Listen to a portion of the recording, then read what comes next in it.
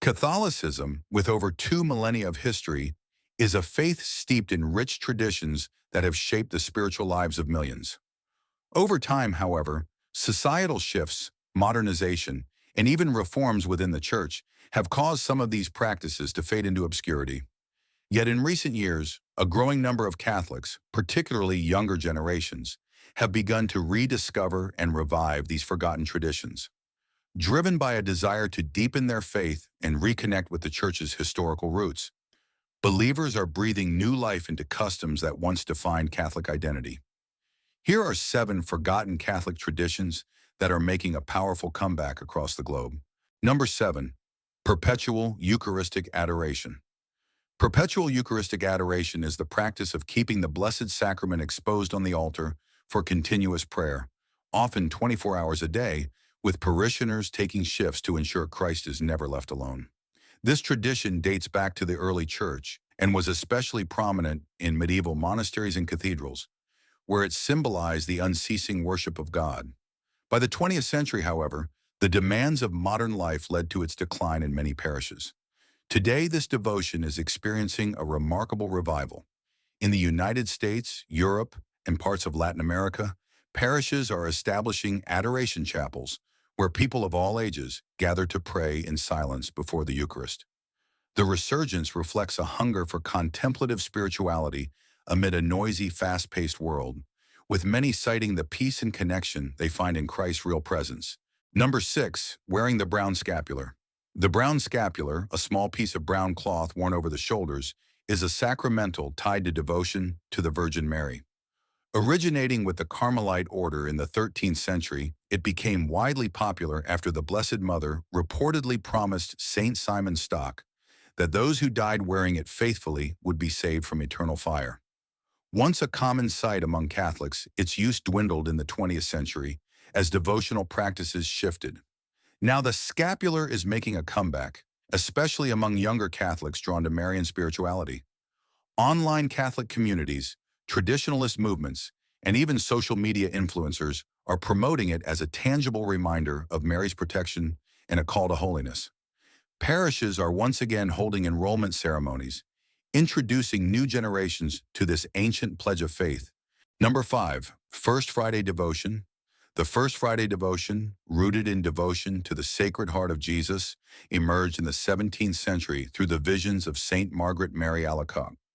Jesus reportedly asked her to encourage Catholics to attend Mass, confess, and receive communion on the first Friday of 9 consecutive months as an act of reparation for sins and a way to honor his heart pierced for humanity.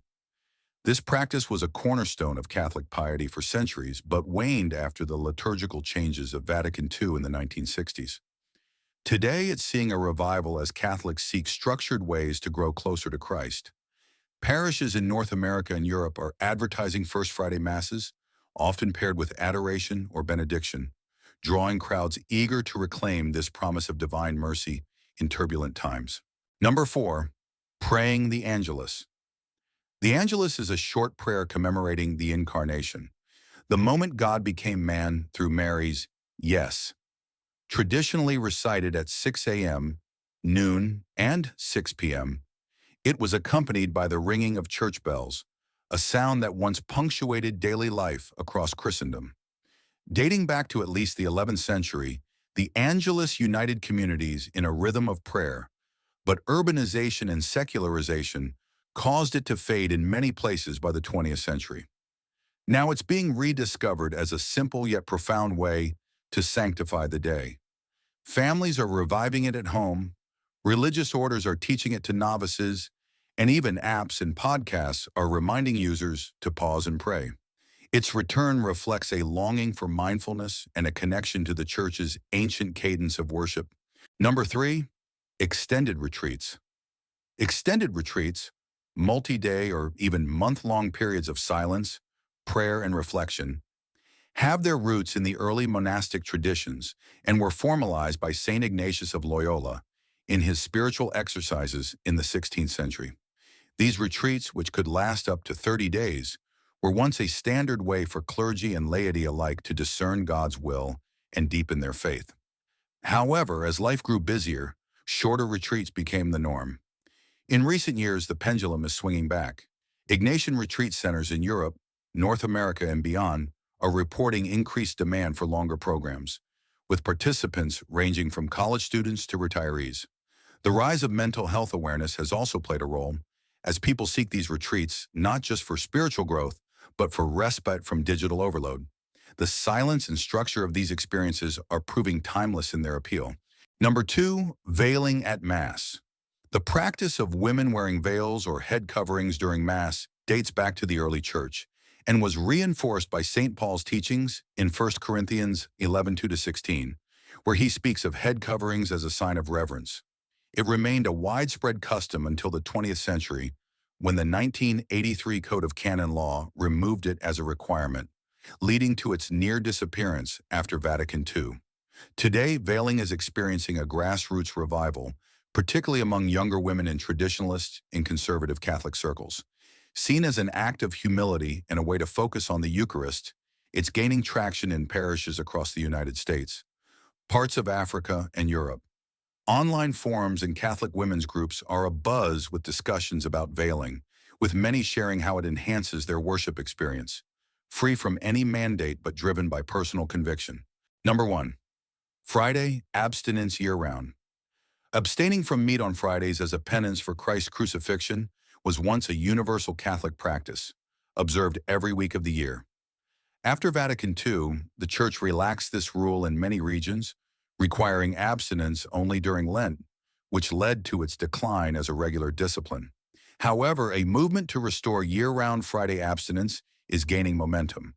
Bishops in places like England and Wales have reinstated it as a recommended practice, and individual Catholics worldwide are voluntarily taking it up again.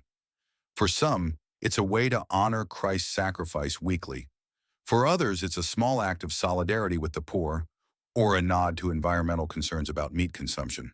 Cookbooks featuring meatless Friday recipes are even popping up, blending tradition with modern creativity.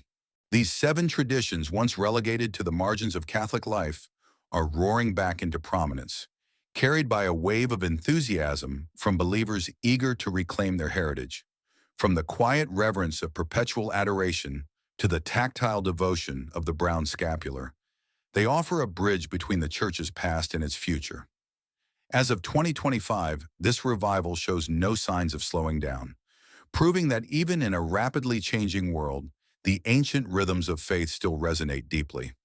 Whether you're a lifelong Catholic or a curious observer, these comebacks invite reflection on how the old can become new again, enriching the spiritual lives of millions around the globe.